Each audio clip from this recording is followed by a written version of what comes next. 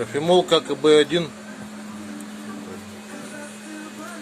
интерскол, чайник. Видно, да, продолжение болгарки. Дубовая кора якутским ножиком чищенная. Для дубления кожи для ножен. Сейчас ее включим.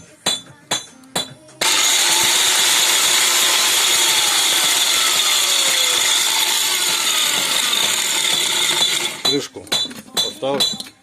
Так, конечно, пыльно сильно в крышке. А так кофемолочка работает. Ну, так заграбим.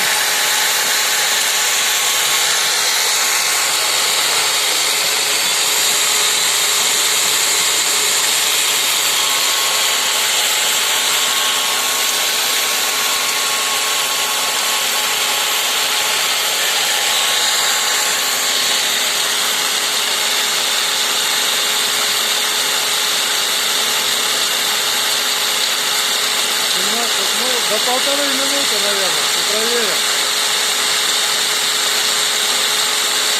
Чайник уже пошла.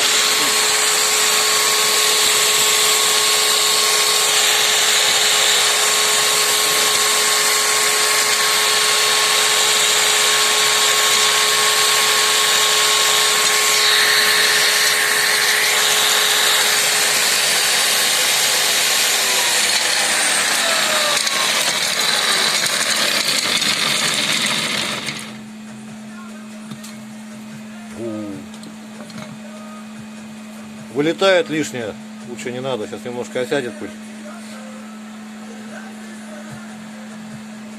И будут темненькие ножны, дубовой корой дубленые. Ну, в общем, видно, да, как она перемалывает примерно. Зерно также курам мелем. Всего доброго, до свидания.